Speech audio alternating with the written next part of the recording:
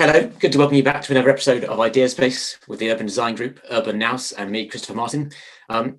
It's a really important time to be working in a built environment, and I'm hoping that with these conversations, we can open discussion on the issues we really need to shape better cities and societies around the world. Co-design and working with local people to shape the places we live is essential to making successful places because the only people who can truly judge the success of a place are the people who live with it and use it day to day. The job of the urban designer, though, is to plot the path through the discussion that yields the greatest return on investment for the greatest number of people, I would argue. And this work is most crucial in places undergoing rapid urbanisation and with people who don't typically have a voice in public projects.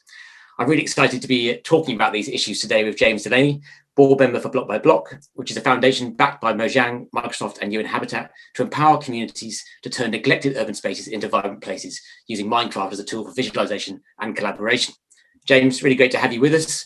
And I want to first ask if you can tell us what Block by Block is about, why it started, how it started, and what it's trying to achieve. Yeah, absolutely. Thanks, Chris. So Block by Block was founded several years ago now. The main idea of it, as you said, is really to empower communities to improve urban spaces, in particular public space, to make those vibrant places that really improve the quality of life for everyone. Minecraft itself is far more than a game. It's really a cultural phenomenon now that's ubiquitous worldwide. It's now the world's most popular computer game of all time, and it has millions of users on every continent. But it's so much more than a game. It's really, when it comes down to it, a design platform, a form of primitive CAD tool that can really be quite a powerful form of visualization and communication. Now, the origins of Block by Block is quite interesting. So our three major partners are UN Habitat, and we work very closely with their global public space program. They're the implementing partner, so they go in on the ground and deliver our public space projects in the built form. And then we've got Microsoft and Mojang, who are sort of on top of Minecraft. They're the owners of the game, and they really help us with sort of technical support and financial support for doing what we do. Since you asked, the origin of the game, I think, was actually a young kid in Sweden who'd come up with the idea himself of designing his local area in Minecraft. And that came to the attention of some employees at Mojang who are based in Stockholm. That evolved into a conversation with UN Habitat at a conference, and then it's been a very strong partnership ever since. So us as a foundation, we're a 501c3 nonprofit that really sort of incorporate all of these different elements, UN Habitat, Microsoft and Mojang. Just very briefly, in terms of why we do what we do, this image maybe gives you an idea of what a typical consultation might look like in the global south. It's difficult in this image to find any children or any women, and really increasing diversity of voices in community input is one of the main challenges that we're interested in, particularly around youth. It's quite ironic that although children are growing up to inherit the cities that we're designing, they're very rarely included in any way in community consultation. So that's one of our major areas of interest. Very briefly, our methodology has been developed. It's more like 12 steps, but for the purposes of this, we can narrow it down to 4. So firstly, mobilizing and organizing the community group. We'll try and find a group of participants, probably up to 30 people, who represent a broad cross-section of the community. We'll have also identified a public space with them that needs renovation or has potential for improvement.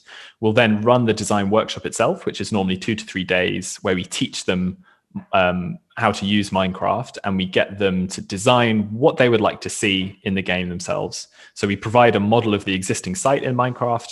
They can go in and then in small teams kind of tinker with that model and propose their own ideas. We then discuss as a group. So each team, normally of 2 to 3 people, will present their Minecraft model and what their ideas are. And then after a period of prioritizing those different ideas, the public space gets built in real life. So as a foundation, we're not just interested in the participatory approach. We're really there from start to finish to see the delivery of the project through to the end. we've run over 100, we've built over 100 public spaces now in more than 30 countries. And there's over 1.5 million people who live within a 15-minute walk of those spaces. We've also raised more than $6 million, not just for us, but other sort of partner programs with UN Habitat. And we've had over 25,000 people go through our workshop process. And these are just a few slides taken from our various workshops, which I think share the message of why we do what we do quite well. This was a workshop in Kosovo, and it was a 12-year-old who actually came up with the idea of a skate park. And the community, after seeing it built in Minecraft, felt like this was the way to go. So we actually came back to this space quite recently, and it was interesting to see all the kids sort of grown up, but still very much using the space. And I think creating that sense of care and ownership among the young generation is really important. And it's great to see them kind of continuing our work after we've gone. Particularly in COVID-19 and the current climate, the importance of public spaces for public health has become really apparent. The idea of public spaces as kind of the lungs of the city. And this project in Bangladesh really highlighted the importance of having a space to just get some fresh air and go for a morning walk, and what impact that can have. And then finally, just looking at our process, not just as an urban design process, but as an education one. You know, a lot of the young people who come into our workshops will never have considered architecture or engineering or planning as a career for them. But by presenting them quite a simple way to start thinking about those issues, we can hopefully inspire them to become the next generation of architects and planners. Yeah. That's my quick presentation. Thank you for that. It's very interesting. Excuse me. I think the last point you made is actually something which is really sort of hit me and struck me, that the power of Minecraft in that to get people, the sort of next generation, into urban design and built environment professions, which I think is really, really quite powerful.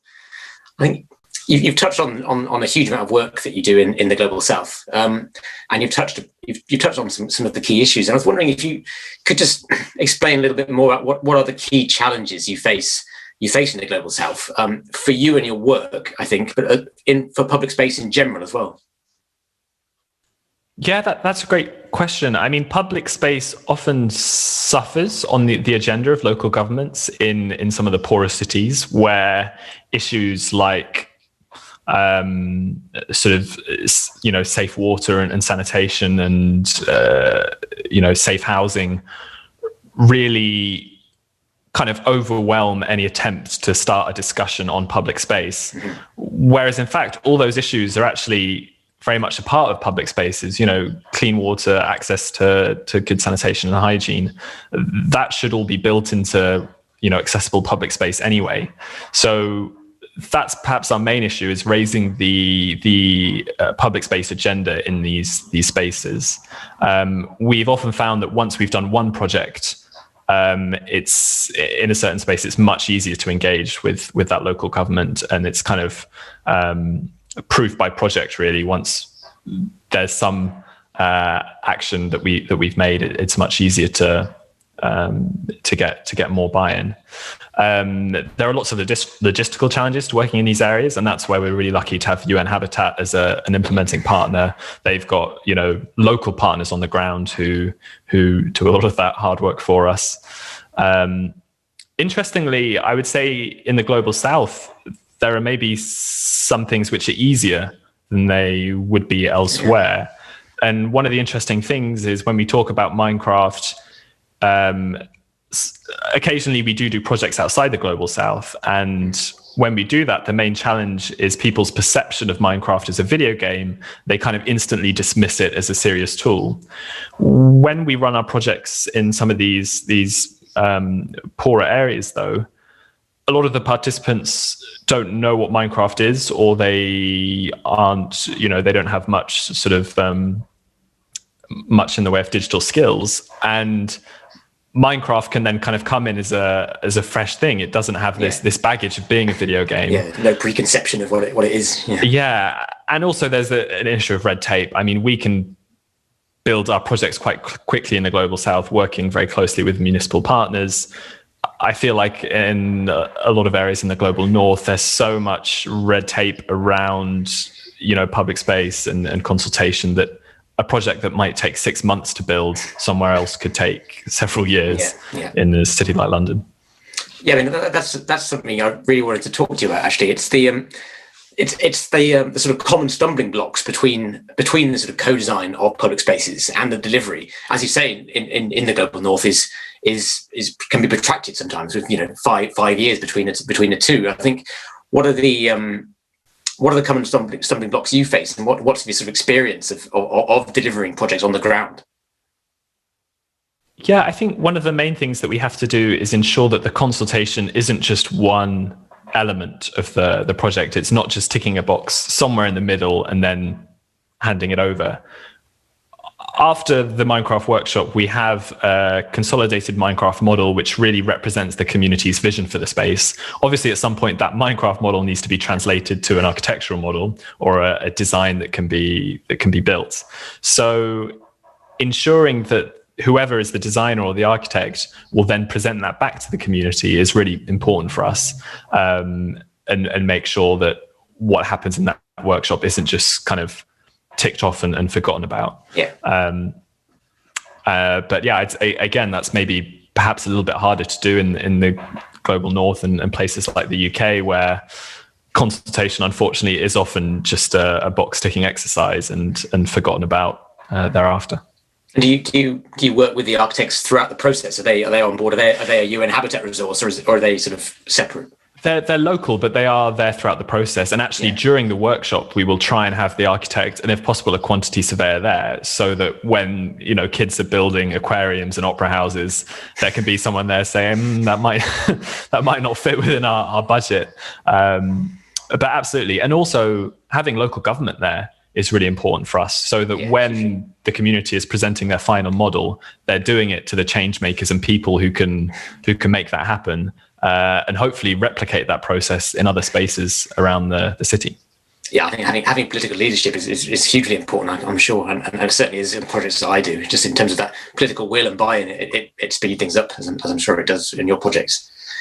I think we're sort of changing tack a little bit. I think, obviously, listening to your projects, you deal in very serious situations with some huge challenges and things that need to change urgently in terms of sanitation and safety and some very striking issues. And you do this through a game. I think what's the power and what are the lessons that you think you can offer in bringing people together on such serious matters through games and through sort of fun engagement platforms? Yeah, it's a good question. It's interesting kind of why Minecraft is so good at this. And I think a lot of it's actually a quirk of the design of the game. Minecraft's quite unique in that it's what we call a sandbox. A lot of video games are narrative-led adventure games, essentially, where you assume someone else's character and you play through a story and you complete. And it's a linear route. Minecraft isn't like that. It's a sandbox in the sense that there are no instructions, there are no rules. You're given a set of resources and you're given an unlimited virtual world to do what you want. So it's kind of like a digital Lego in that sense. So from the point of view of kind of giving people this very kind of creative and open-ended platform, that's quite good in the early stage of planning, because you can have maybe more creative or playful ideas. And I think the fact that it's a game rather than a serious design tool puts people in a state of mind that's slightly more conducive to problem solving.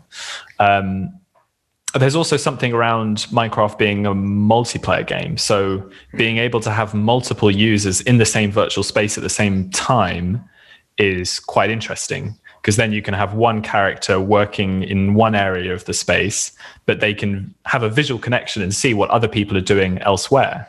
And so that actually forces a conversation to mean that people aren't kind of building over each other's work. And then perhaps the third thing is around Minecraft's point of view. So as a video game, it's a first-person game. Everything you do is from the point of view of your character. Whereas if you were drawing on a plan or even using CAD, you have a top-down view. You're looking down from above. And with that, you very quickly lose a sense of perspective and scale, particularly if you don't have architectural training. Whereas anything you build in Minecraft is from the point of view of a user or a human being in that space. Yeah, it's a really interesting point. So I think always the most successful consultations and engagement and co-creation exercises are when you can get people in a room with different views and the opposing views, and actually let people learn from each other and hear other perspectives. And I think that idea of doing that in a sort of virtual 3D human scale world is actually I can see how it could be really compelling. Actually, it's very valuable. And I think it probably brings me to my last question quite neatly, in that block by block going forwards. You'll continue to do the work you do, of course. What are the opportunities that urban designers and city authorities should be thinking of block by block for this year, sort of globally? So expanding out of the global south potentially. Yeah, I think there's a lot we can do in education. And actually, only last month I was at a studio crit for an architecture school, and they'd done their entire semester in Minecraft, not being able to be in a physical studio, not being able to be together. The faculty decided, okay, well, let's try a virtual studio, and Minecraft being a space for that. And a lot of the feedback was, although they were third-year students, was, I wish this was the first thing we'd done in architecture school. Instead of going into these